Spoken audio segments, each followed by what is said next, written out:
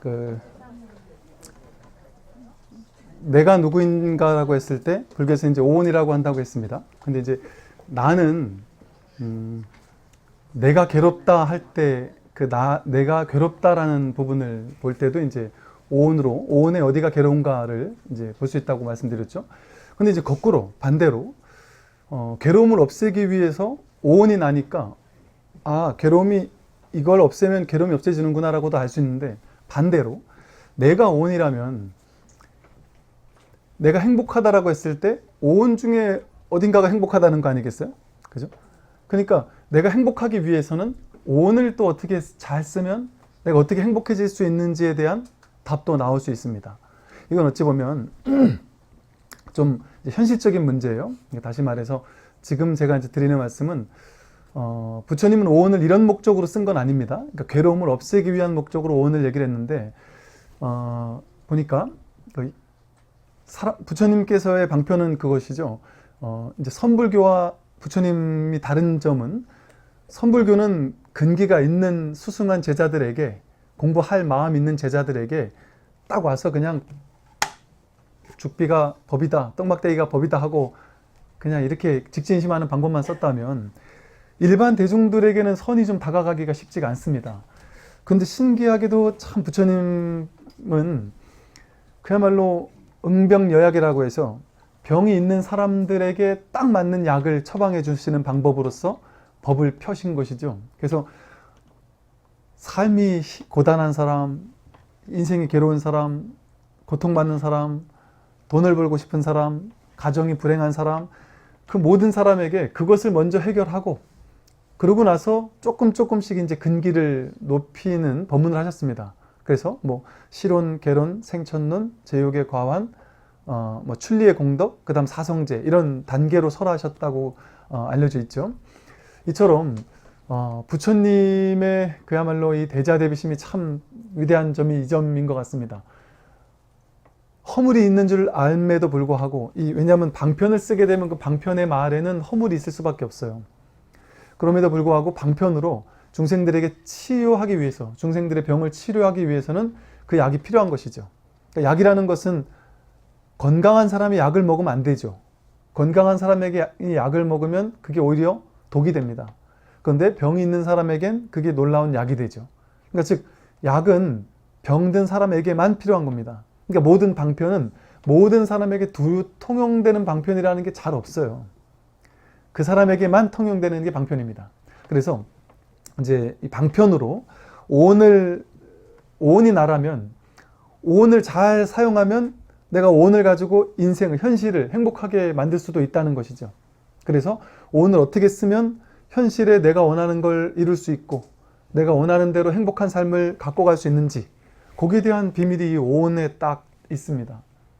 우선 세고는 이제 오온이라는 것 자체가 마음을 규명하기 위해서, 마음을 나다라고 집착하는 사람에게 그 마음에 대해서 조금 더 구체적으로 알려주기 위해서 만든 방편이 오온입니다.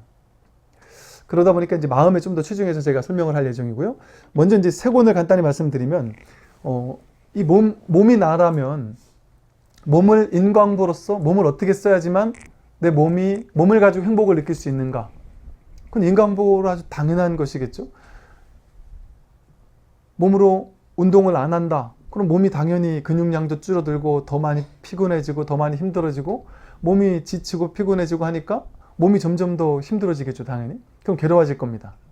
음식을 먹더라도 안 좋은 음식, 오염된 음식, 술, 담배 이런 거 내 먹고 산다면 당연한 인과응보로 몸이 안 좋아질 겁니다. 그래서 당연히 몸을 보더라도 몸을 내가 어떻게 가꾸고 살 것인지, 그거에 따라서 거기에 따른 인과응보가 오죠. 그러니까 당연히 우리는 몸에 좋은 음식, 건강한 음식을 먹고 또 운동을 하고, 이 몸 건강에는 딱 세 가지. 첫째는 가장 간단한 몸을 지키는 방법은 먹는 것. 그 다음에 운동하는 것. 그 다음에 이제 마음 쓰는 겁니다. 왜냐하면 어떻게 마음을 쓰느냐에 따라서 병이 나거든요. 몸이 더 빨리 무너지거든요. 한 40대, 50대, 60대 된 분들 중에는 멀쩡하고 건강한 사람인데 병이 확 나는 사람들이 있어요. 어떤 예를 들어 스트레스 받는 일이 많잖아요. 그러면 그것 때문에 갑자기 쓰러집니다, 사람이. 갑자기 몸에 병이 확 오는 경우가 있어요. 강력한 괴로운 일이 확 엎친 데 덮치고 막 이렇게 되면 몸까지 갑자기 아파지죠. 근데 몸이 좀 시름시름하고 아프고 막 일에 치여가지고 막 힘들고 괴롭고 죽겠고 너무 스트레스 받는 사람인데, 예를 들어 자기가 꿈에도 그리던 진급을 했다. 그럼 갑자기 병이 나버립니다. 아니, 실제 그런 경우도 있어요. 병이 난다기보다는 되게 에너지 넘치는 사람으로, 저렇게 뇌에 지쳐있던 사람이 저렇게 에너지 넘치고 건강해질 수가 있나. 근데 또 반대로 또 딱 떨어졌다. 그랬을 때 갑자기 몸도 아파지고 막 쓰러지고 이러는 경우도 있을 수가 있는 것이죠. 즉 마음이 몸 건강의 가장 큰 요인입니다. 몸 자체가 더 큰 요인이 아니라 마음이 더 큰 요인이에요.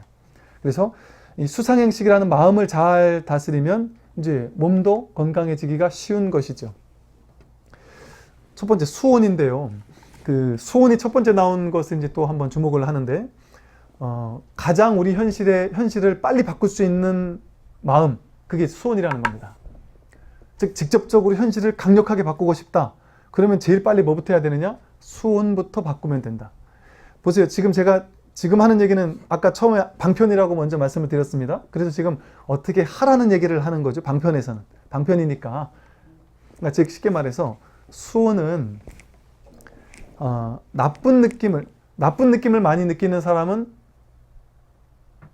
똑같은 걸 보고 나쁜 쪽으로 느끼고, 나쁜 쪽으로 느끼는 사람은 그 다음에 같은 걸 보았을 때 이게 업이 되어가지고 저장이 되는 거예요. 그래서 그 다음에 봤을 때 자동적으로 업습의 장애가 되어서 그걸 보자마자 나쁜 느낌이 일어날 확률이 높아집니다. 어떤 사람의 특정한 행동을 보고서 막 욕을 하고 혼내는 사람은 그 다음에 그걸 봤을 때 자동 반사적으로 욕이 나올 확률이 높죠. 근데 처음에 딱 그걸 보고 조금 안 좋더라도 따뜻한 말을 해주고 그 사람을 좀 포옹해주고 안아주고 따뜻한 행복한 느낌을 느꼈다면 그 다음번에 동일한 상황이 왔을 때 또 그런 반응이 나오기가 쉬운 것이죠. 왜냐하면 마음이라는 것은 업습이라 해가지고 업장이 된다 그랬잖아요. 업이 습관이 되어서 한 번 행한 것이 내 안에 이렇게 기억으로 남는 겁니다. 그래서 다음번에 동일한 일이 벌어질 때는 그때 했던 기억을 필터로 걸러서 자동 반응이 나와버려요. 욕하기 좋아하는 사람은 동일한 상황일 때 계속 욕하는 반응이 자주 나옵니다. 자동차 타고 앞에서 뭐가 휙 껴들면 욕하는 사람은 계속 껴들 때 욕할 확률이 높고, 그걸 옆에서 뒷자리에 앉아가지고 이러고 보던 아들, 딸들은 자기네들 운전할 때 똑같이 아빠처럼 욕할 확률이 높아지는 것이죠. 그게 내가 배우고 싶어 그런 게 아니라 그냥 저절로 자동적으로 업으로 기억이 되는 것이죠.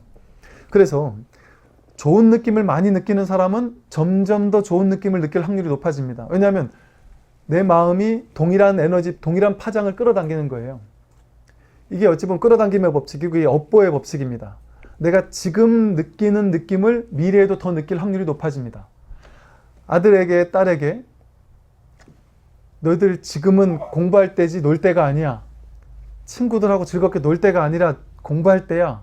뭐 이렇게 얘기하는 건 나쁘지 않은데, 공부만 하라고, 처음부터 끝까지 공부만 하라고 그렇게 해버리면 아이들이 학창시절에 행복한 법을 잊어버립니다.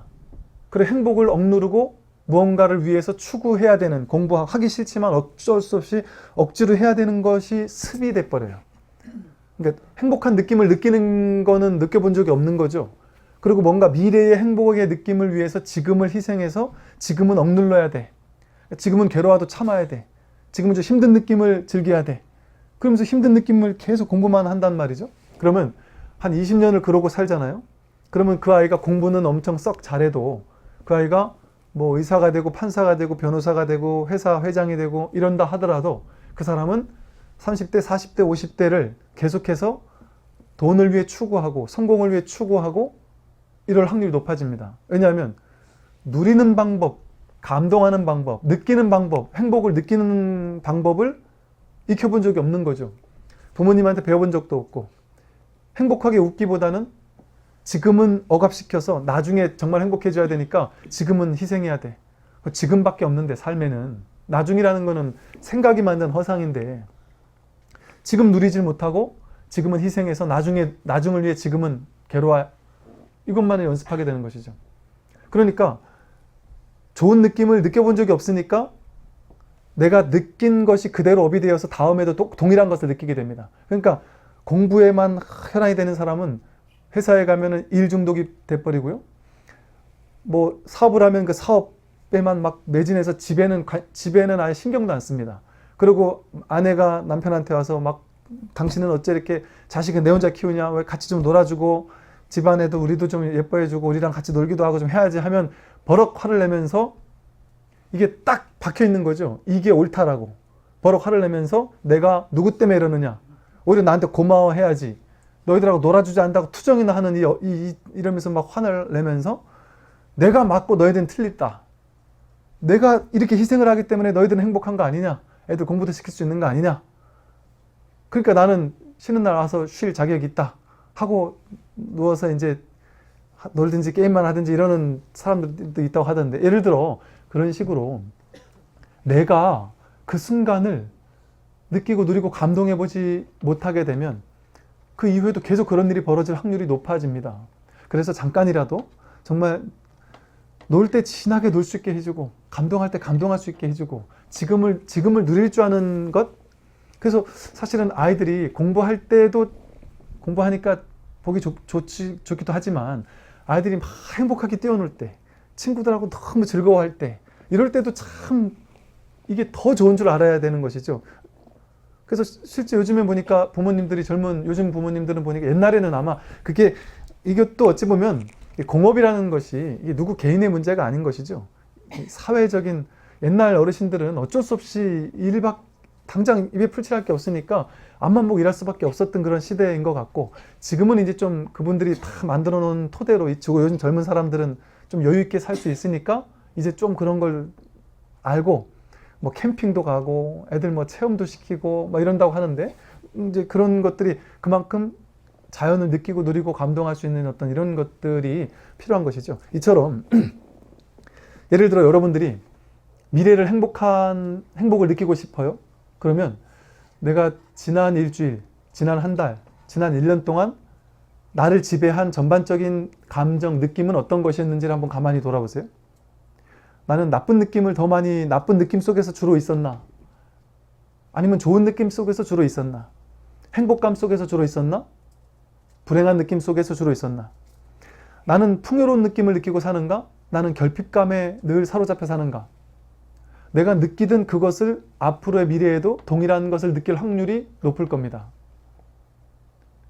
단, 복과 지혜, 복을 짓고 지혜를 닦는, 이렇게 마음 공부를 하고 이런 사람들은 그 업을 뛰어넘을 수 있는 또 다른 힘이 생기니까, 그래서 아마 이렇게 복과 지혜를 닦는 공부를 하는 것일 것이고요. 일반적인 사람이라면 거의 그대로, 그 흐름대로 갑니다. 그럼 이렇게 얘기를 하면 느낌은 정해져 있는 건데, 내가 지금 돈이 없는 사람은 당연히 안 좋은 느낌을 느낄 수밖에 없고, 아버지가 막 성격이 막 해서 자식을 막 괴롭히면 자식은 괴로움을 느낄 수밖에 없고, 우리 회사가 문제가 있으면 그 회사에서 나는 나쁜 느낌을 느낄 수밖에 없다. 삶이 괴로운 느낌밖에 안 나오게 만드는데 내가 어떻게 거기서 행복을 느낄 것이냐, 이렇게 얘기를 합니다. 그 삶의 상황이 느낌을 정한다라고 나는 그렇게 믿고 있는 것이죠. 상황 때문에 나는 어쩔 수 없다. 내가 상황에 휘둘리는 존재인 것처럼 규정을 짓는 겁니다. 사실은 느낌은 상황에서 오지 않습니다. 제가 뭐 이런 비유를 드는 것처럼 덥고 너무 막 무더워서 막 가만히 있어 땀이 줄줄줄 나면 첫째 느낌은 되게 짜증나는 느낌인데, 또 하나의 느낌은 사우나에서 막 시원하다고 하면서, 제가 어느 날 보니까 사우나에 가서 어떤 거사님이 주인한테 막 따지더라고요. 충분히 뜨거운데 사우나를 이렇게 시원하게 해놨냐면서 더 뜨겁게 해달라면서, 막 뜨거워야지 사우나가 말이지 막 그냥 이러면서 막 화를 내시더라고요. 그러니까 더 뜨거운 거를 또 추구한단 말이에요. 동일한 상황이 좋게 느낄 수도 있고 나쁘게 느낄 수도 있습니다.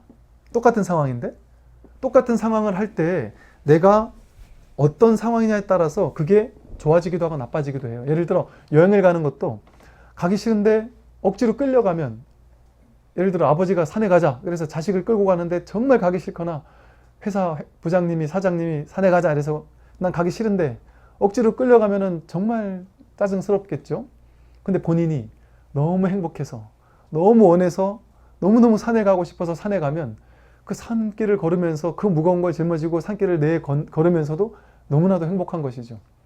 히말라야 그 호흡도 부족한 산에 가면서도 너무나도 행복하게 그 산을 걷는 것이죠. 근데 가기 싫어서 억지로 가면 그것처럼 고행이 없겠죠. 히말라야를 가는 것처럼 그처럼 고행이 어디 있겠습니까? 힘들기로 따진다면. 그러니까 똑같은 행위가 누군가에게는 힘들고 괴로운 느낌을 발생시키고요. 누군가에게는 좋은 느낌을 발생시킵니다. 또한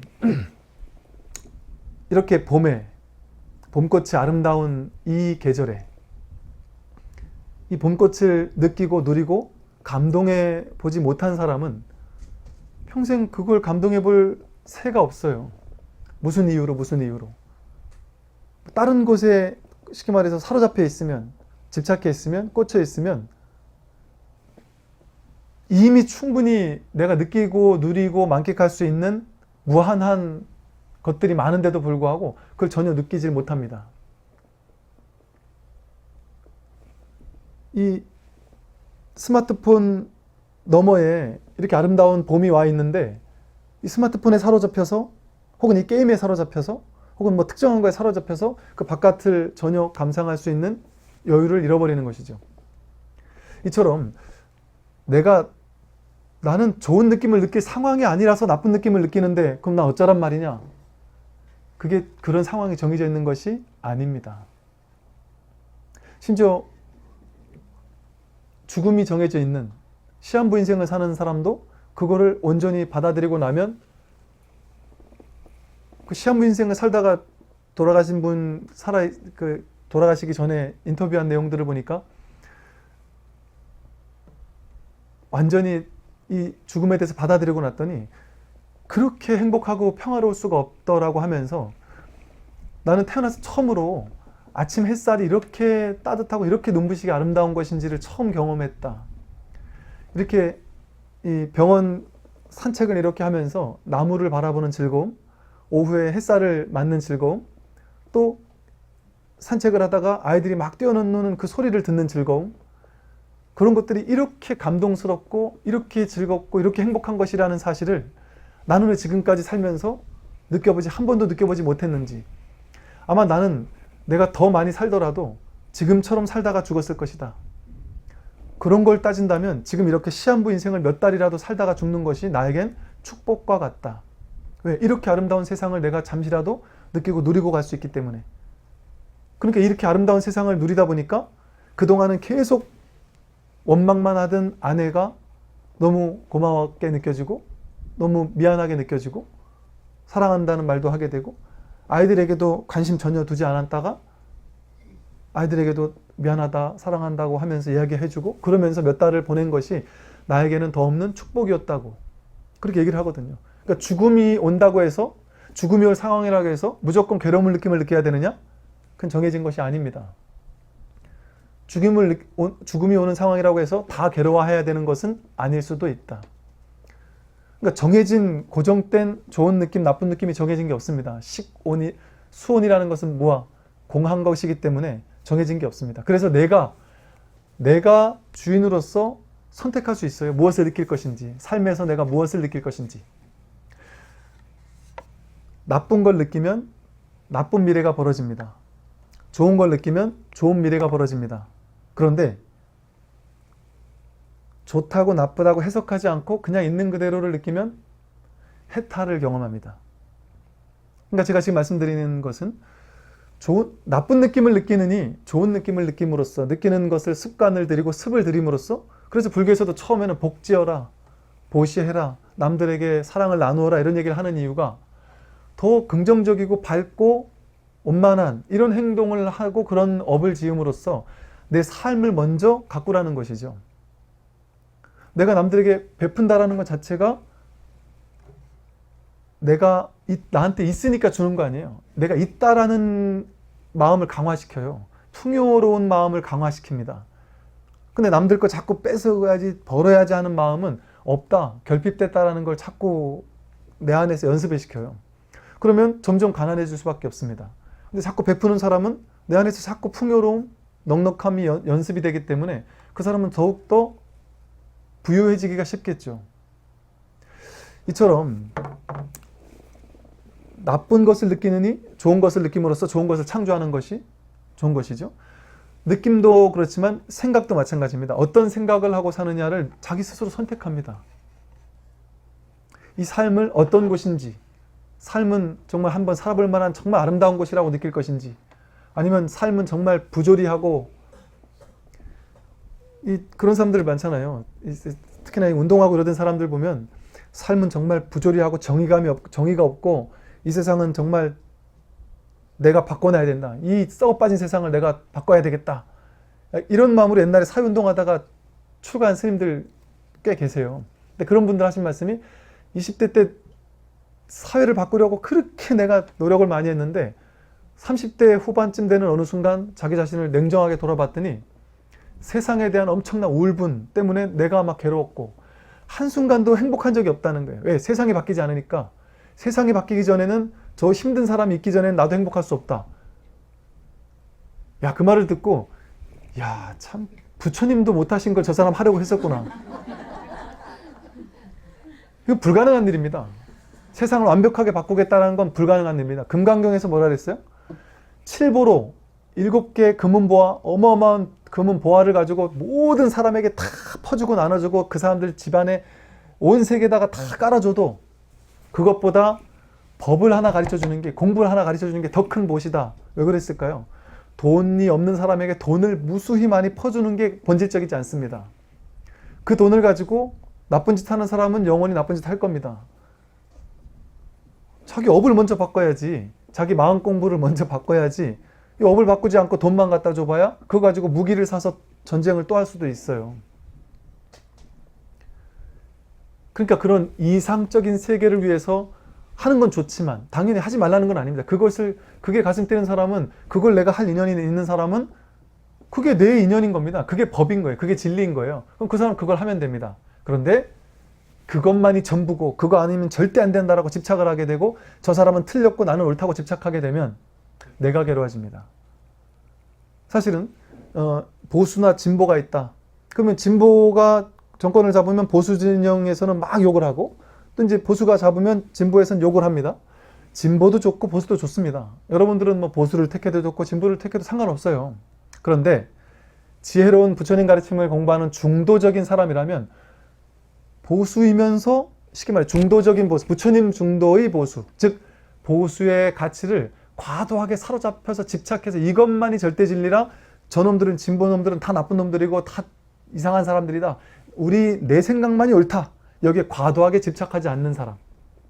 진보도 진보라는 이치를 표방하는 건 좋은데 이것만이 절대 진리라 저 보수인 사람들은 정말 잘못됐다라는 생각을 절대적인 진리로 생각하면서 저 사람들과 싸우려 하지 않는, 그렇게 되면 무쟁산매가 되질 않아요. 계속 싸우게 되고 이렇게 극단적인 사람은 서로 대화가 되질 않습니다. 우리나라도 바른 정치가 되려면 부처님 중도 사상, 즉 무엇을 하더라도 그건 상관없어요. 자기 생각은 다 있을 수 있으니까. 근데 거기 과도하게 치우치지 않는 사람들이 정치를 하면 이게 그냥 어물쩡한 중간에 있는 중도를 얘기한 정치적 중도가 아니라 지혜의 중도, 자기 생각이 있을 수 있는 것이죠. 그래서 이런 불자들이 마음 공부하는 사람들이 정치를 많이 해야 여기에도 그런 지혜로운 사람들이 있고 이쪽에도 그런 지혜로운 사람들이 있고, 그래서 이 세상이 함께 이렇게 화합이 되고 융화가 되고 그야말로 화합승이라고 하듯이 이 세상이, 우리나라가 하나로 화합할 수 있는 이런 토대가 마련되는 것이거든요. 그런데 절대적으로 이 부처님 법문하는 앞에 앉아서 하지 말아야 될 두 가지 얘기가 있고, 사람들도 마찬가지죠. 하지 말아야 될 두 가지 얘기가 있죠. 그 얘기 나오면 무조건 싸우는, 정치 얘기 아니면 종교 얘기. 그렇게 사이가 좋다가 종교 얘기 나오면 막 네가 맞니 내가 맞니 싸울 수 있고요. 그렇게 사이 좋다가 정치 얘기 나오면 또 부모 자식지간에 막 또 싸우기도 하고 그런단 말이죠. 그게 어떤 특정한 가치를 과도하게 사로잡히고 집착해서 그것만이 절대적으로 옳다라고 여기면 그게 다툼을 가져올 수밖에 없는 것이죠. 그건 바른 지혜가 아닌 것이죠. 그래서 이 상온이라는 생각이라는 것도 특정한 생각에 과도하게 집착하고 사로잡히게 되면 그로 인해서 괴로워질 수밖에 없습니다. 그것이 나를 힘들고 괴롭게 만들 수밖에 없죠. 그래서 기왕 이제 생각을 가지고 우리는 삶을 사니까 어떤 특정한 생각을 해야 된다면 부정적인 생각을 하기보다는 자꾸 긍정적인 생각을 하도록 노력하는 게 당연히 좋겠죠. 왜냐하면 좋은 생각을 많이 하면 좋은 결과가 업보로서 찾아오니까. 그리고 또 지금 한번 좋은 생각을 하는 연습을 들이면 그 다음에 동일한 상황에 좋은 생각 쪽으로 갈 확률이 훨씬 높아지니까. 빈익빈 부익부처럼 정신적인 가치도 마찬가지예요. 밝은 쪽으로 마음을 많이 쓰는 사람은 점점 더 지혜로워지고 어두운 쪽으로 쓰는 사람은 점점 더 그쪽으로 물들 확률이 높아지는 것이죠. 왜 그러냐? 생각이라는 게 실체가 없기 때문에, 정해진 것이 없기 때문에 내 스스로 선택할 수 있습니다. 내가 그 생각의 주인이 되어서 생각을 주인으로서 쓰면서 살아갈 수가 있는 것이죠.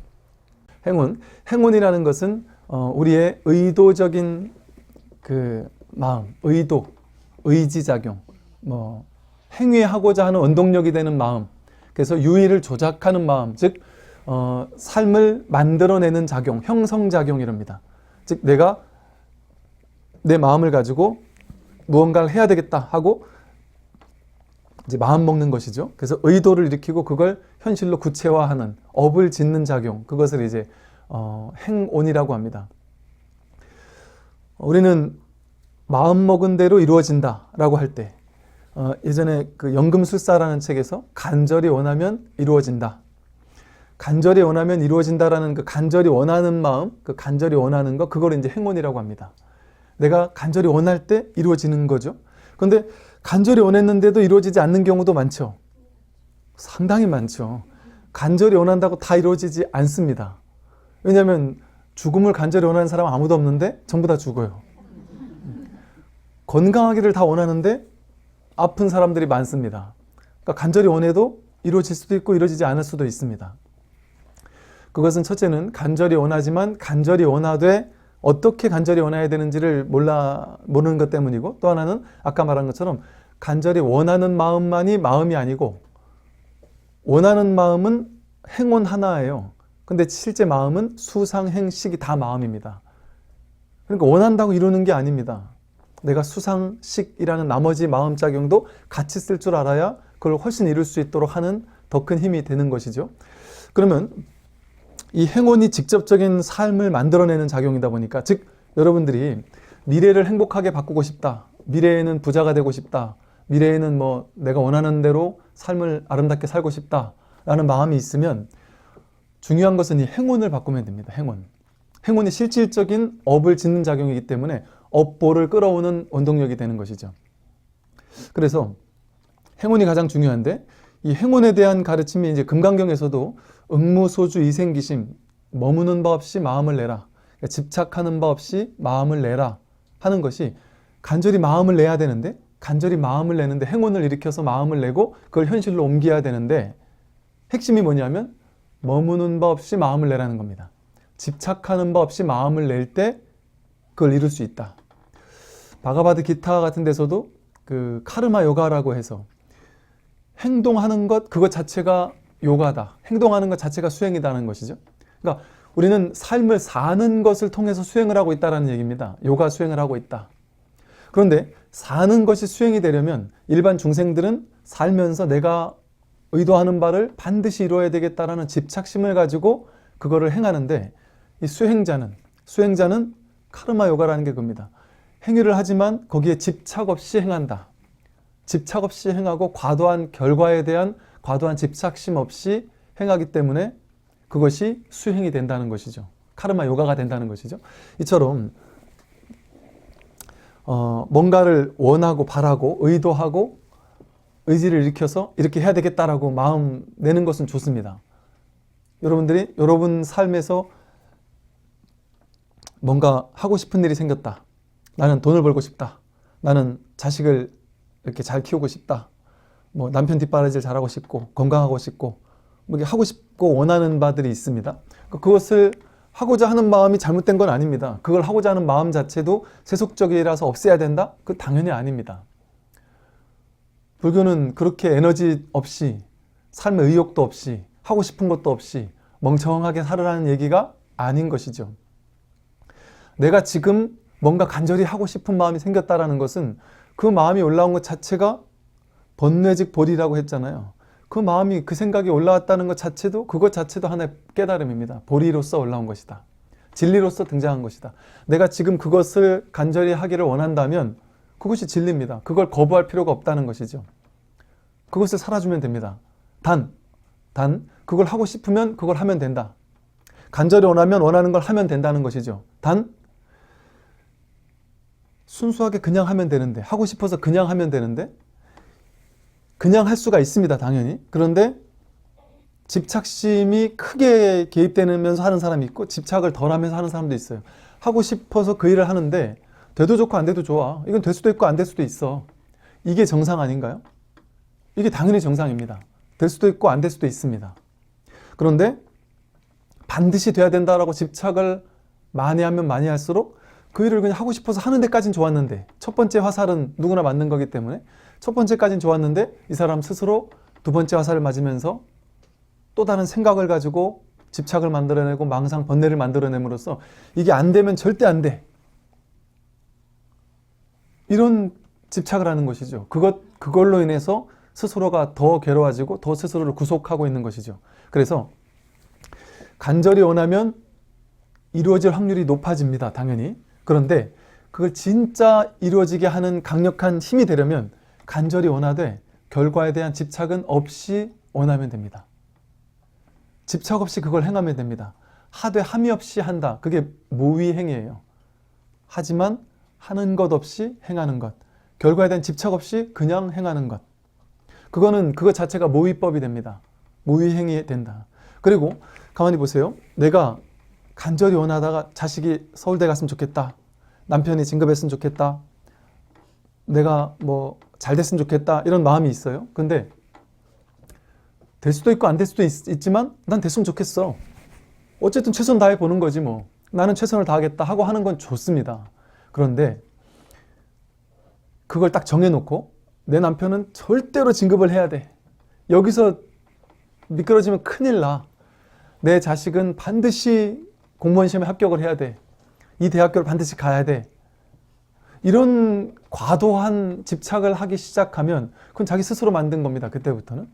자기 스스로 붙잡으면서 그 괴로움을 스스로 만든 것이고, 그렇게 되었을 때 그건 스스로 반드시 돼야 된다고 집착했기 때문에 안 됐을 때 그 괴로움은 훨씬 더 커지는 것이죠. 그리고 그렇게 과도하게 집착을 하면 집착을 할수록 이제 순수하게 간절히 원하기만 해서 될지 안 될지 모르지만 나는 이것이 좋으니까, 이걸 하고 싶으니까, 이게 지금 하고 싶은 마음이 일어났으니까 이것이 법이야. 그러니까 나는 법 따라 여법하게 내가 하고 싶은 걸 합니다. 거기까지는 불성의 작용이라는 거죠. 쉽게 말하면. 그런데 그렇게까지만 마음을 내면 안 되면 어쩌지 하는 두려운 마음이 없습니다. 그런데 집착이 과도해지기 시작하면 내가 원하는 대로 안 되면 어쩌지? 내가 바라는 대로 이루어지지 않으면 어쩌지? 남편이 진급에 떨어지면 어쩌지? 자식이 회사 못 들어가면 어쩔지? 자식을 제대로 못 낳으면 어쩌지? 온갖 괴로운 마음이 들기 시작한단 말이죠. 그럴 때 그렇게 되기 시작하면 마음속에서 안 돼도 괜찮지 뭐. 되면 좋지만 안 돼도 어쩔 수 없지 뭐. 이런 마음으로 하면 상관이 없는데, 안 되면 어쩌지 하는 두려운 마음이 연습되기 시작한다는 것은 곧 내가 집착하고 있다는 뜻입니다. 그래서 여러분들이 내가 집착하고 있는지 아닌지를 알려면, 그래서 나중에 괴로울 건지 안 괴로울 건지를 알려면, 내가 지금 여법하게 법답게 살고 있는지 아닌지를 알려면, 내가 원하는 거를 위해서 열심히 하는 건 좋은데 그게 안 되면 어쩌지 하고 과도하게 두려워하고 있는가를 보면 됩니다. 안 돼도 괜찮아. 그러면 이제 공부의 길을 걷고 있는 거예요. 카르마 요가. 수행을 하고 있는 겁니다. 지금 삶을 사는 것이지만 삶을 살면서 수행하고 있는 거예요. 금강경에 보면 세계도 머물지 않고 행하고 성향 미축 법에도 머물지 말고 행하라. 어디에도 머물지 않고 어디에도 집착하지 않고 머무는 법 없이 행하는 겁니다. 그런데 안 되면 어쩌지 하는 마음이 듦과 동시에 그것은 이제 삿된 중생심, 집착심이 개입되기 시작하는 것이죠. 그러니까 그 마음에 어떤 마음이 있냐면 안 되면 어쩌지 하는 두려운 마음이 생깁니다. 이런 얘기가 있어요. 두려워하는 것은 지속된다. 내가 무언가를 두려워하면 그 두려워하는 현실이 지속됩니다. 왜? 두려워하는 마음을 자꾸 내 마음속에 연습하고 있잖아요. 그러니까 내가 연습한 마음을 그대로 인과응보로서 내가 이 마음을 연습했으면 이 마음이 그대로 벌어지는 겁니다. 아까 말한 것처럼 수호는, 느낌, 감정은 두려움을 느끼면 두려움이 벌어지는 거예요. 행복을 느끼고 기쁨을 느끼면 기쁜 미래가 벌어지는 겁니다. 그래서 사실은 과도한 집착이 없는 사람은 어떠겠어요? 그냥 지금 이 순간 즐거워서 하는 겁니다. 결과에 대한 집착 없이. 그러니까 그걸 하면서 즐겁죠. 즐겁습니다. 노래를 하는 가수가 있다. 노래를 나는 즐거워서 한다. 그러면 그거는 너무나도 좋죠. 나는 즐거워서 내가 노래하고 여기에 곁가지로 돈도 벌 수 있으니 좋다, 감사하다 하는 마음으로 노래를 부르는 거는 좋습니다. 그런데 어느 날 갑자기 나는 갑자기 하다 보니 나는 그렇게 의도한 바는 아니지만 내 노래를 많은 사람이 좋아해서 내가 예를 들어 1등, 2등이 됐다. 그럼 그때부터 이제 집착이 들어오기 시작하는 거예요. 내가 여기서 떨어지면 어떡하지? 또 돈을 좀 더 벌어야 되는데 못 벌면 어쩌지? 이런 생각이 들어오면서 이제 이 노래를 통해서 기쁘게 노래하는 게 아니라 이 노래가 다음 앨범이 안 되면 어쩌지 하는 두려운 마음이 연습되기 시작한단 말이죠. 그래 되면 노래는 즐거우려고 하는 게 목적이잖아요.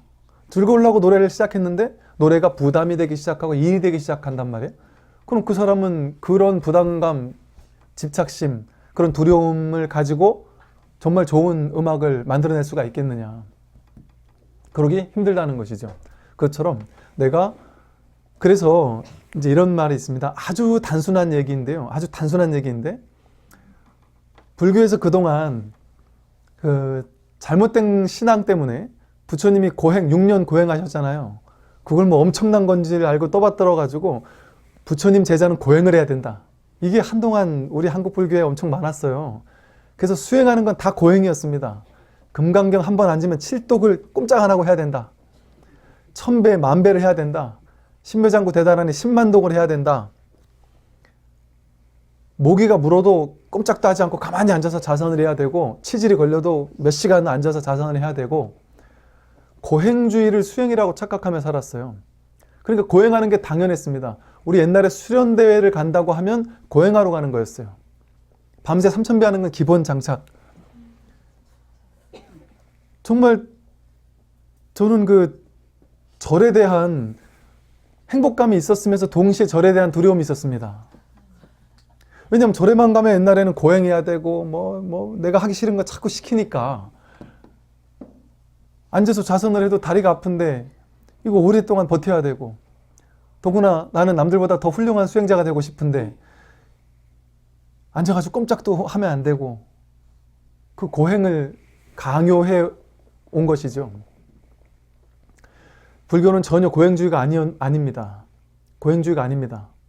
쾌락주의도 아닙니다. 쾌락을 쫓아갈 필요는 없어요. 쾌락에 집착할 필요는 없어요. 그러나 지금 나에게 벌어진 이대로의 삶을 이대로 허용해주고 있기 시작하면 과거나 미래와 해석하지 않고 지금 일어난 이것을 그대로 느끼기 시작하면 미래에 대한 과도한 두려움 없이 안 되면 어쩌지 하는 초조한 마음 없이 지금 이것을 행하게 되면 보통 어떻게 되느냐 하면 좋아서 하게 됩니다. 좋아서 하게 돼요. 아까 말한 것처럼 두려움이 없으면 과도한 집착심이 없으면 나는 그냥 즐거워서 하는 거야. 미래? 좋아도 괜찮고 나빠도 괜찮아. 그건 내 일이 아니야. 나에게 달린 일이 아니죠. 여러분이 돈을 많이 벌지 적게 벌지는 어느 정도는 나에게 달린 일이죠. 근데 100% 나에게 달린 일은 아니죠. 나는 그냥 최선을 다할 수 있을 뿐 그것까지가 내가 할 수 있는 최선입니다. 근데 그걸로 100% 결과가 보장되진 않습니다. 맞죠? 이게 진실한 얘기예요. 근데 어떤 분들은 절에 와서 이런 얘기 하세요. 절에 와서 기도하면 다 된다. 무조건 다 된다. 염불하시는 분은 염불만 하면 무조건 다 된다. 그럼 아픈 사람이 염불하면 무조건 낫나요? 무조건 낫지. 자식이 대학교 좋은 데를 가야 되는데 염불하면 되나요? 무조건 되지.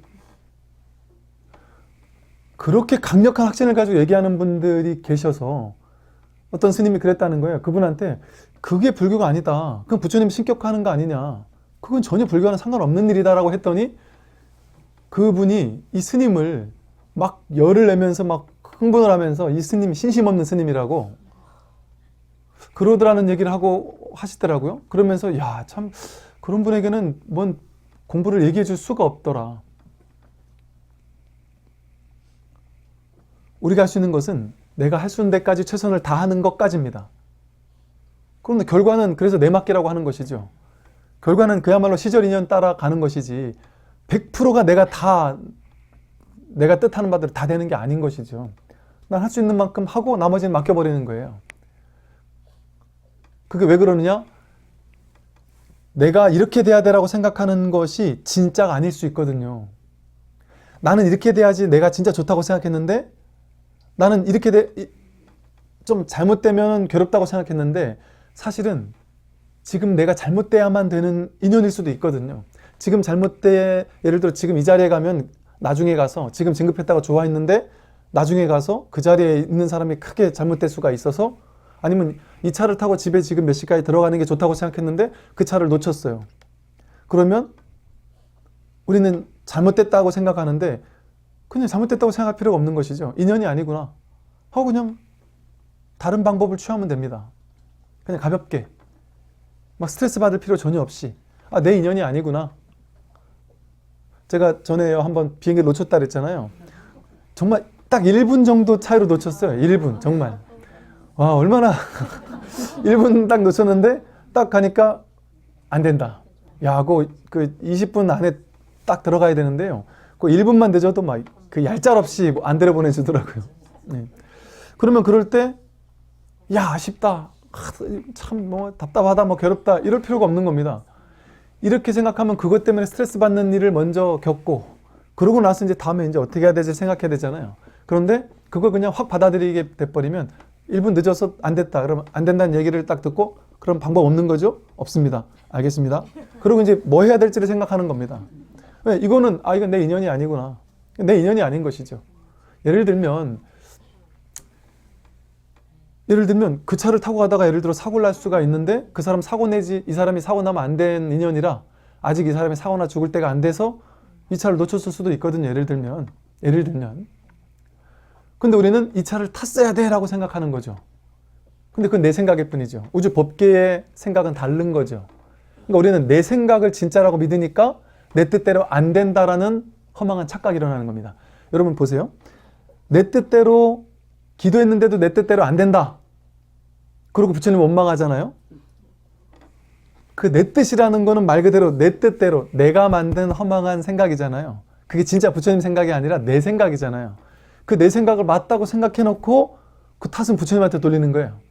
내가 이렇게 돼 하고 생각해놓고 그 생각대로 부처님이 어떻게 다 해줄 수가 있겠어요. 세상 사람들의 저마다 다 1등하고 싶잖아요.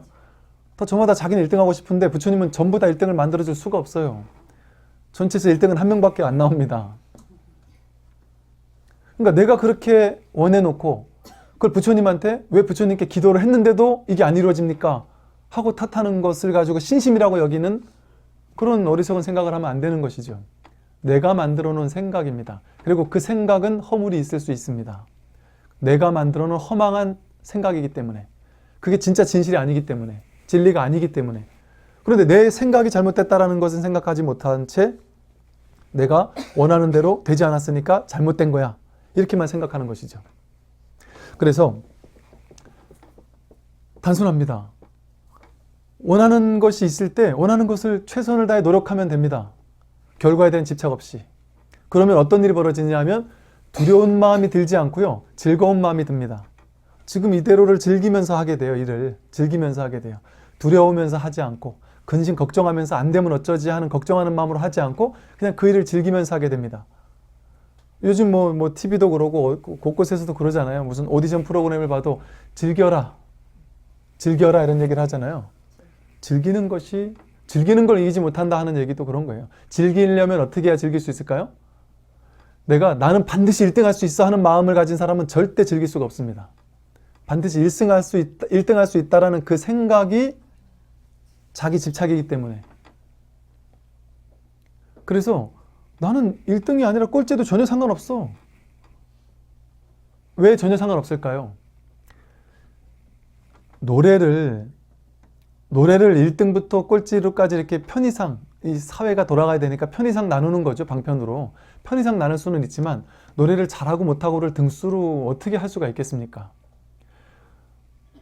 아무리 노래를 못하는 저는 지금 생각하면 예전에는 안 그랬는데 이제 이게 지금 생각하면요. 요즘 들어 갑자기 한 1, 2년 전부터 저 아버님께서 평소에 안 하시던 말씀을 이제 뭐 마지막일 것 같다 내지는 내가 얼마나 살겠냐 뭐 이런 얘기를 갑자기 부쩍 하시다 보니까 그 말씀 자꾸 짠한 거예요. 그러니까 그런 말씀을 듣고 보니까 제가 부산에 가 있다고 이제 정말 힘들게 원래 그 먼 길을 못 오시는데 내가 정말 여기 언제 한번 또 와보겠느냐 하면서 왔다가 가시는 뒷모습을 바라보는데 이게 너무 짠한 거예요.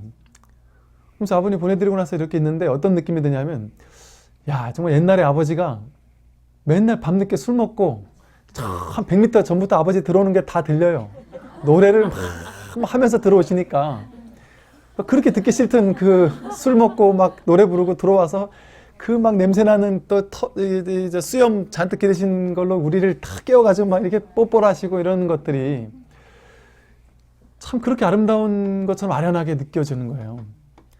그러니까 지금 생각하면 그때 아버지의 그 음악들이 정말 그 노래를 잘하진 못하시는 분이지만 그게 너무나도 아름다운 아련함으로 이렇게 남아 있어요. 그것을 점수로 할 수가 있겠느냐. 자기가 좋아서 노래 부르면 그 스스로 행복하면 그게 가장 아름다운 천상의 음악입니다. 그것도 오케스트라 못지않은. 그러니 거기 어떻게 등수를 매길 수가 있겠어요. 그래서 자기가 즐거워서 하면 그게 가장 행복한 거예요. 그래서 사실은 진리는 고행주의가 아닙니다. 진리는 즐겁게 하면 됩니다. 부처님 가르침을 너무 고행이고 막 힘들고 괴롭고 이런 걸로 생각을 하는데 전혀 그런 것이 아니고 내가 즐거워서 하면 됩니다. 내가 행복해서 하고 싶을 때 즐거워서 한다. 남에게 피해 주지 않고 과도하게 결과에 대한 집착이 없이 하게 되면 저절로 삶을 즐기게 돼요. 재밌게 하게 됩니다. 즐겁고 재밌게 하게 돼요. 결과에 대한 과도한 집착 없으면, 미래에 대한 두려운 마음 없으면, 미래에 내가 죽으면 어쩌지? 미래에 내가 가난해지면 어쩌지? 하는 이런 두려운 생각 없이, 미래에 대한 두려움이 없다면 지금을 즐길 수 있게 됩니다. 당연히. 지금을 충분히 만끽하며 살 수 있게 돼요. 누릴 수 있게 됩니다. 그래서 삶은 누리고 즐기고 열정을 불사르면서 만끽하는 곳입니다. 누가 삶을 고행하는 곳이다라고 잘못 가르쳐 놓으니까 불교적으로 살려면 고행해야 돼. 그리고 세상에서도 너희들이 미래에 행복해지려면, 미래에 부자가 되려면 지금은 괴로워도 싸. 젊었을 때 힘들게 살아야 돼. 밤늦게 일하고 스트레스도 받고 욕도 얻어먹고 어깨에 담도 오고 막 때로는 쓰러져 가면서 그렇게 해도 괜찮아. 나중에 행복해야 되니까. 마음 공부 좀 하라고 하면 젊은 사람들 지금은 마음 공부할 때가 아닙니다. 지금은 돈 벌 때고 지금은 성공할 때지. 나중에 가서 노후에 좀 여유가 생기면 그때 가서 제가 마음 공부하겠습니다. 그렇게 얘기하지만 노후 되신 분들 마음 공부하려고 절에 딱 나오셨는데 보니까 책 좀 보시라니까 안 보이신다래고, 경전을 읽으려고 하니까 이게 글씨 크게 해달라고 경전 독송을 할 수가 없다고 그러시고, 제가 설법하는데 좀 또박또박 큰 소리로 해달라고, 말이 안 들린다고 그러시고, 좌선을 할래도 오래 앉아있을 수가 없다고 하시고, 그때 가서 하면 늦어요. 가장 중요한 것을 나중에 하겠다고 하지만 늦습니다. 나중에 가서 행복해야지. 지금은 힘들더라도 나중에 가서 행복해야지. 나중에 가서 자식들 데리고 행복하게 살고 싶어도 나중엔 그 자식들이 부모와 같이 놀고 싶어 하지를 않잖아요. 한창 때 놀아줘야 될 그때를 놓쳐버리면 나중에 자기 지 여자친구, 지 남자친구하고만 놀고 싶어 하지 아빠 엄마하고 놀고 싶어 하겠습니까? 자기 인생이 바빠가지고 엄마 아빠랑 놀아줄 시간이 또 없는 거죠. 그럼 그때 가서 또 내가 닐 어떻게 키웠는데 며느리 잘못 만나가지고 집에 오지도 않는다고 하고 또 이런 일이 벌어지는 것이죠. 그래서 지금 누릴 줄 알아야 됩니다. 지금 누리는데 걸림돌이 되는 것이 미래에 대한 두려움입니다. 내가 아프면 어쩌지, 성공하지 못하면 어쩌지. 완전한 허상입니다. 왜 그럴까요? 미래라는 것 자체가 허상이기 때문에 그래요. 미래라는 것은 제가 확실하게 100% 여러분의 미래를 확실하게 말씀드릴게요. 여러분 미래는 결코 오지 않습니다. 지금 이 순간밖에 없기 때문에 미래는 올 수가 없어요. 미래가 온 순간은 현재예요. 우리는 끊임없이 현재밖에 경험할 수가 없습니다. 과거는 한 번도 오지 않았고 미래는 결정코 올 수가 없습니다. 그런데 우리는 끊임없이 미래만 두려워하며 살아요. 지금이라는 이 생생한 진짜배기 실상을 놔두고 허상인 미래만을 추구하며 삽니다. 지금 즐거워하는 거는 죄악시되고 있어요. 어떻게 지금 즐거워해? 나중에 즐겁기 위해선 지금 희생해야지. 지금 희생하는 걸 연습하면 나중에도 계속 희생자 모드로밖에 살 수가 없습니다. 지금 행복하게 살면 일을 열심히 못하느냐? 전혀 그렇지 않아요. 집착이 없으면 더 열심히 안 살 것 같지만 열심히 살게 됩니다. 열정을 가지고 순수하게. 결과도 더 좋아지고. 그래서 원하는 것이 있다. 그럼 그 법이 일어나는 겁니다. 그럼 그것을 하면 됩니다. 과도하게 집착 없이. 어차피 내가 할 수 있는 거는 최선을 다하는 데까지니까. 그게 이루어지고 안 이루어지고는 나에게 달린 일이 아닙니다. 우주 법계에 달린 일이에요. 법신 부처님에게 달린 일이에요. 그래서 시절 인연이 있다 이렇게 얘기를 하죠. 내가 막 과도하게 애쓴다고 안 될 게 되지 않는다. 근데 신기하게 애를 안 썼는데도 되려고 하면 시절 인연이 딱 맞으면 나는 노력하지 않았는데 저절로 되는 일이 생겨나기 시작합니다. 이러한 삶의 신비가 우리의 진실이에요. 그래서 우리가 머릿속으로 허망하게 미래에 대한 두려움을 연습하지 않고 과거를 끼웃거리지 않고 지금 이 순간을 그저 순간으로서 온전히 존재하면서 살게 됐을 때 삶을 즐길 수 있게 돼요. 그 순간을 누릴 수 있게 됩니다. 그랬을 때 내가 지금 한 생각 일어나는 희망하는 바, 희구하는 바, 원하는 바, 발언하는 바 그걸 이룰 수 있게 됩니다. 그렇게 순수한 마음으로 원하면 그게 반드시 이루어집니다. 그걸 여기에 추가적으로 나다라는 아상 없이 내가 원하는 걸 내가 이루어야지 하는 생각이 없이 이렇게 원하는 마음을 일으키면 이걸 발원이라고 합니다. 내가 하는 게 아니다라는 내가 한다라는 아상이 없으면 나를 위해서 하는 게 아니라 전체를 위해서 하게 되거든요. 그렇게 되면 그게 발심이 되고 발언이 되어서 그렇게 순수한 마음으로 발언하게 되면 그건 반드시 결과를 가져옵니다. 더 크게 강력하게 결과를 가져옵니다. 그래서 마음 내는 것이 불교에서는 중요하다 그래요. 발심하는 것이 중요하다.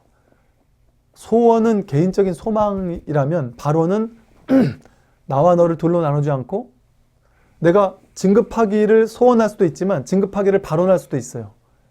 소원하는 건 내가 진급해서 난 부자가 되겠습니다 이게 아니고 이건 소원이지만 내가 진급되어서 더 높은 자리에 가서 더 많은 사람에게 선한 영향력을 미치고 더 많은 사람을 교화하고 많은 사람을 행복하게 해주겠습니다.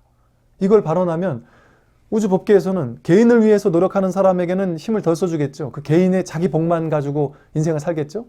근데 이타적인 발언을 하는 사람은 개인 복 넘어서 전체의 공업, 전체의 삶을 짊어지고 있는 것과 같은 것이죠. 내가 나라는 아상이 없으니까. 그러니까 우주 법계의 무량 대복이 깃드는 겁니다. 그러면 그 사람은 그 일을 성취해내기가 훨씬 쉽죠. 내 개인이 하는 것이 아니라 법계가 하는 것이니까. 내가 그 법계라는 사실을 자각하게 되는 것이기 때문에. 그래서 발심하면 그것이 이루어집니다. 발심하면. 그래서 부처님 제자가 그 가섭 삼형제라고 1000명이 부처님 제자가 되었어요. 되었는데도 불구하고 그 1000명의 가섭 삼형제 제자들 이후에 들어온 사리불과 목건년이 이 1000명을 제끼고 대가섭, 그러니까 사리불 가섭 삼형제 우두머리 삼형제가 있었습니다. 그 우두머리도 제끼고 이 뒤늦게 들어온 쉽게 말해서 선배들을 1000명을 제끼고 저 말단으로 들어온 신입 후배 스님 2명이 부처님의 상수 제자가 됐습니다. 넘버 2, 넘버 3가 됐어요. 그래서 이제 제자들이 1000명이 막 웅성웅성거리고 난리가 났습니다. 부처님 어떻게 이럴 수가 있습니까? 불교에서는 범납 아닙니까? 출가 연차가 중요하지 않습니까? 어찌죠 이제 들어온 사람을 그렇게 높은 자리로 갑자기 올려주십니까? 그때 부처님께서 뭐라 하셨냐면 사례불가 못건녀는 내 뜻이 아니다. 저들이 스스로의 발심이 저 결과를 가져온 것이다. 사례불가 못건녀는 부처님을 만나서 완전히 깨달음을 수승하게 깨달음을 얻으신 분을 만나서 그분의 상수제자가 되어서 그분을 평생 보필하기를 발언한 제자들이기 때문에 그 발언이 이루어진 것일 뿐이다. 이처럼 발언하는 것은 이루어진다는 것이죠. 그래서 내가 마음 낸 것은 이루어집니다. 그런데 그게 지금 당장 반드시 이루어지진 않을 수도 있는 것이죠. 또 다른 방식으로 이루어질 수도 있는 것이죠. 그 가능성에 대해서 완전히 맡겨야지만 내가 두려움이 없어집니다. 괴로움이 없어집니다. 마음 편하게 맡길 수가 있습니다. 그렇게 되면 삶을 매 순간순간을 최선을 다해 살긴 하는데 무게감이 없어요. 삶에. 두려움이 없습니다. 무게감이 없어서 그냥 가볍게 살게 됩니다. 가볍게. 하루하루를 되게 가볍게. 과도한 집착 없으니까. 그러니까 뭐랄까 이제 그 많은 분들이 이제 제가 내년에 나가서 밖에 나가겠다 그러니까 야, 그 절이 요즘에는 절을 하면 다 망한다는데 요즘 스님들 사이에서 하는 얘기가 서울에 포교당을 하면 99% 망하는 게 아니고 100% 망한다. 이런 얘기를 하도 많이 하세요. 근데 저는 뭐 사실 그렇게 큰 뭐 그 스트레스가 없는 이유가 지금 시골에 가면 비어 있는 절이 너무 많습니다. 왜냐하면 스님들이 이제 시골은 노보살님들이 많으시잖아요. 이게 이제 평균 연령이 한 80대셔서 지금 시골에 가면요. 70대 할머니들은 어디서 말을 못합니다. 80대 할머니들한테 기가 눌려서 80대 할머니들이 저 젊은 쌩쌩한 젊은이들이 어디서 지금 이렇게 막 언성을 높이느냐고 이런 분위기예요. 가만히 보니까 저는 이제 예를 들어 어디 시골에 가서 뭐 조만한 절에서 그냥 조용히 공부할 수 있으면 뭐 그것도 나쁘지 않아요. 전혀. 아무 상관이 없습니다. 뭐 큰 절을 해야 되겠다, 작은 절을 해야겠다 이런 생각이 있으면 이제 부담스러울 거예요. 반드시 어느 정도는 해야 된다 이런 게 있으면. 근데 뭐 인연 따라, 여건 따라 한다 이런 생각을 하면 사실은 괴로울 게 없죠. 그리고 뭐 절 안 하면 속 편한 거고. 그러니까 뭐 별 생각이 없는 것이죠. 그러니까 돼도 좋고 안 돼도 좋고 해도 좋고 안 해도 좋은데 근데 발심이 그것이니까 발심대로 한다. 그러니까 이게 뭐냐면 내가 하는 게 아닙니다. 그냥 인연 따라 내 발심이 삶을 끌고 가는 것이지. 내가 뭐 거기에 따른 이런저런 것이 없다. 이렇게 생각하면 이제 제가 이 말씀 드린 이유는 여러분들이 뭔가 미래에 뭔가 원하고 바라고 이러는 것이 있었을 때 이런 방식으로 하시면 스트레스 받을 일이 없습니다. 돼도 좋고 안 돼도 좋고 그런데 되든 안 되든 어차피 이 하나의 성품, 하나의 바다, 하나의 진실 위에서 왔다 가는 것들이에요. 하나의 진실에서 왔다 가는 것인데 물결이 크게 치나 작게 치나 그게 무슨 의미가 있겠습니까? 그러니 그냥 발심을 할 뿐 그 나머지는 구체적인 계획도 뭐 대략적으로는 세울 수 있겠지만 마음 남은 그때그때 세울 수는 있겠지만 구체적인 계획이 뭐 없어도 큰 상관없는 것이죠. 인연 따라 될 건 되고 안 될 건 안 되고 또 마음이 나면 마음 나는 대로 또 열심히 하고 인연 따라 이렇게 살면 되는 것이니까. 그래서 인연을 조작하게 되면 강제로 내가 조작하려고 했으면 내가 힘들어집니다. 나라는 아상이 개입되고. 그런데 신기하게도 사실은 될 일은 턱 내맡겨 놓으면 자기 성품에 턱 맡겨버리면 내가 사는 게 아니기 때문에 우주 법계가 사는 것이기 때문에 법신 부처님이 알아서 살게 돼 있어요. 그리고 맡긴다고 해서 대충 살지 않습니다. 더 열정을 가지고 살지. 더 열정을 가지고 살게 돼요. 그래서 아주 핵심은 원하는 것을 이루도록 노력해도 좋습니다. 아무것도 하지 말고 살아라 이게 아닙니다. 최선을 다해 살아세요. 살고 즐겁게 미래에 대한 두려움 없이 미래에 대한 기대 없이 제가 말씀드린 것처럼 뭐 믿져야 본전입니다. 우리는 왔을 때 그냥 왔는데 아무것도 없이 그냥 왔는데 갈 때 그냥 가는 거 그거밖에 없어요. 그러니까 영으로 왔다가 영으로 돌아가는 겁니다. 이 생에 잠깐 가진 거는 그거는 다 허상이잖아요. 그 진짜가 아니잖아요. 잠깐 가져 놀다 버릴 겁니다. 장난감이죠 그냥. 몸도 장난감이고 돈도 장난감이고 아파트 뭐 주상복합 아파트 뭐 50억짜리 30억짜리 아파트가 다 장난감입니다. 왔다 가는 거잖아요. 반드시 왔다 가는 겁니다. 우리의 본질은 아무것도 없이 왔던 것처럼 아무것도 없이 돌아간다라는 그것만이 진실한 거예요. 그러니 뭘 두려워할 게 있어요. 어차피 본전인데 인생은. 전혀 근심 걱정할 게 전혀 없습니다. 그러나 내가 지금 뭔가 원한다. 뭔가 마음이 일어났다. 한 생각이 일어났다. 그게 바다에서 일어난 파도니까 그게 바로 법이기 때문에 그것을 최선을 다해서 한다. 그러나 즐겁게, 두려움 없이 즐겁게 재밌게 하시면 됩니다. 그래서 과도하게 집착 없이 행하면 그것이야말로 수행이 되고 그게 바로 중도의 길입니다. 즉 이렇게 됐을 때는 여러분들이 원하는 것을 하는 것이 수행이에요. 삶을 사는 것이 수행이 됩니다. 중도의 수행이 되는 것이죠. 그래서 인생 따로 살고 수행 따로 하는 게 아닙니다. 삶을 사는 것이 수행이 되는 것이죠. 밥하고 빨래하고 일하고 놀고 모든 것이 다 수행이 될 수가 있습니다. 그 다음에 이게 이제 행운을 어떻게 하면 바르게 지혜롭게 잘 쓸 수 있느냐에 대한 이야기를 드렸고요. 다음은 이제 식온인데요. 식온은 뭐 제가 워낙 많이 얘기를 했기 때문에 조금 짧게 말씀드리겠습니다. 식온이 이제 느낌과 감정 그리고 생각 이런 것들을 조합해서 식온이 최종적으로 결론을 내립니다. 대상을 안다고 이제 설치는 거죠. 아, 이건 좋은 거구나. 저건 나쁜 것이구나. 너는 공무원을 해야 돼. 내 아들은 공무원 시험을 봐야 돼. 내 아들은 뭐 인서울 이상은 해야 돼. 또 내 아들은 이 정도의 며느리는 데리고 와야 돼. 또 나는 이 정도 집은 살아야 돼. 내가 남들에게 이 정도의 대우는 받고 살아야 돼. 뭐 이런 식의 자기마다 이렇게 딱 정해놓는 게 있단 말이죠. 그게 자기 의식이 만들어놓은 의식이 식별한 겁니다. 난 이런 사람이야. 난 이렇게 살아야 돼. 난 저렇게 살아야 돼. 이건 좋은 거고 저건 나쁜 거야. 좋은 거 나쁜 거를 분별심이 나누고 좋은 거는 취하려고 애쓰고 싫은 거는 버리려고 애쓰는 마음을 분별심이라고 한다 했습니다. 그래서 대상을 아는 마음이 분별심이라고 했어요. 그래서 대상을 그렇게 좋다 나쁘다 맞다 틀리다 옳다 그르다라고 이렇게 판단해가지고 안다고 느끼는 거예요. 그리고 그 마음을 진짜라고 여깁니다.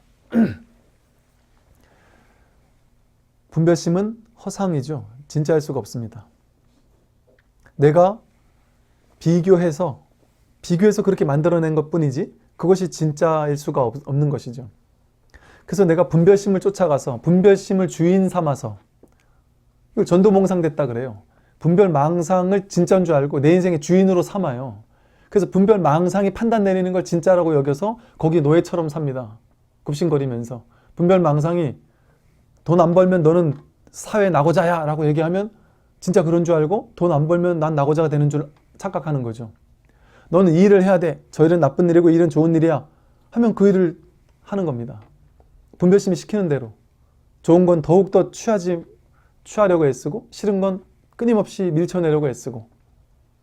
그러다 보니까 분별심의 말을 너무 잘 듣다 보니까 분별하는 대로 안 되면 취사간택이 안 되면 괴로워하는 것이죠. 그러나 분별심 자체가 허망한 것이죠. 허망한 겁니다. 이 식이라는 것은 아르마리라는 것은 허망한 망상 분별심이죠. 그래서 그 분별심을 과도하게 따라갈 필요가 없습니다. 그러나 분별하지 않고는 살 수가 없어요. 분별을 써먹으면서 살아야 됩니다. 분별을 잘 하며 살아야 됩니다. 그러니까 분별을 잘 써먹으며 살면 아무 문제 없습니다. 다만 문제를 이 분별을 하긴 하되 거기에 과도하게 끌려다닐 필요는 없다. 분별의 도움을 받아서 이 일도 하고 저 일도 하고 분별이 딱 이렇게 해야 된다라고 분별을 하고 딱 결론을 내리고 대상을 파악을 딱 끝내놓으면 그걸 명령을 내리면 이거 행동하는 게 행운이거든요. 행동대장으로. 이 분별의 마음이 딱 결정을 내릴 때 거기에 대해서 행운이 행하는 것까지도 좋습니다. 근데 그 분별해서 결론 내린 것에 대해서 100% 진실이라고 내가 결론 내릴 필요는 없다. 그래서 세상에서는요, 사실은 무쟁삼매라는 말이 불교에서 있잖아요. 이 분별이 공하다라는 사실을 알면 싸울 필요가 없습니다. 다툴 필요가 없어요. 어떤 스님이 아까 말한 것처럼 어떤 분들이 와서 막 기도하면 무조건 된다라는 얘기를 자꾸 하는데 너무 아닌 것 같아서 이게 아니다라고 처음 보는 분인데 어쨌든 아니다라고 이렇게 딱 얘기를 했더니 막 자꾸 싸우게 되더라는 거예요. 이럴 때 어떻게 해야 되느냐고. 그런 분들이 계세요. 자기네 자기가 만들어 놓은 그 틀, 이것이 불교라고 생각해서 그 틀을 절대 못 깨는 분들이 계세요. 여러분들도 그런 도반들 만날 겁니다. 여러분들 도반들 중에는 아주 기복적인 데만 심취 있는 분이 있고 수행불교에 심취 있는 사람이 있고 또 이 공부를 또 선을 공부하는 사람도 있고 나름대로의 근기가 다양하게 있어요. 거기에 그냥 맞춰주면 됩니다. 그 도반과 내가 정말 완전한 신뢰관계가 있어서 이 도반이 나를 정말 믿고 정말 내 말을 들어주겠다 싶으면 있는 그대로 얘기해줘도 괜찮습니다. 근데 그게 아니면 괜히 싸울 것 같으면 굳이 그럴 필요 없어요. 저도 그런 사람 무수히 만나죠. 저는 그런 분들 만나면 아이고 참 보살님 참 그 노보살님이 오셔서 막 난 이렇게 기도하고 저렇게 기도해서 이렇게 해가지고 이렇게 잘했다라면서 막 그런 얘기를 하세요. 그분 이렇게 쓱 한두 마디 얘기해보면 아 이분은 내가 아무리 얘기를 해도 안 되겠구나라고 딱 견적이 나옵니다. 그러면 그 노보살님께는 굳이 그런 얘기 안 해요. 그게 옳으니 그런 이런 얘기 안 합니다. 아이고 보살님 참 힘들게 이렇게 살아오시면서 얼마나 고생 많으셨어요. 야 그렇게 그래도 열심히 부처님 전에 와서 기도하고 이렇게 마음에 하셨으니까 그래도 자식들이 저렇게 성공하시고 참 대단하십니다. 아이고 참 대단하시네요. 이렇게 해주면 그분이 마음이 조금 열려요.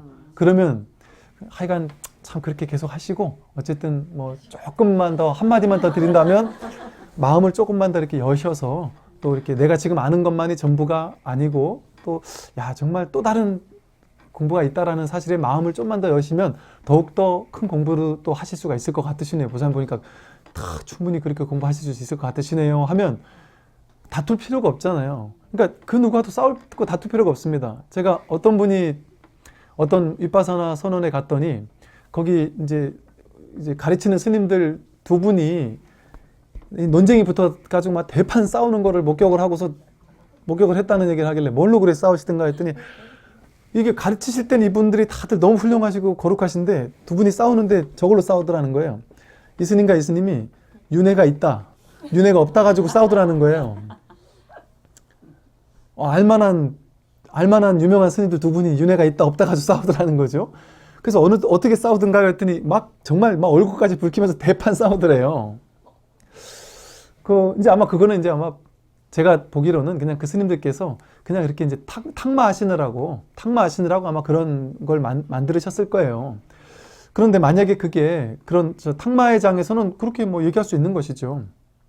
그리고 탁마의 장에서는 뭐 예를 들어 맞다 틀리다 뭐 아니면 여러분 마음 공부를 한다고 제가 무장삼매라고 했다고 줏대 없이 살란 얘기도 아닙니다. 아무것도 결정도 하지 말란 얘기 아니에요. 잘못된 걸 잘못됐다고 말도 하지 말란 얘기 아닙니다. 할 건 다 해도 괜찮습니다. 그러나 과도하게 집착하지 않으면 되는 거죠. 근데 만약에 제가 이런 거죠. 이게 탁마의 장이라서 그런 것이 아니라 만약 그럴 리는 없습니다만 이게 진짜로 그 문제 가지고 싸운다라는 것은 뭘 의미하느냐 하면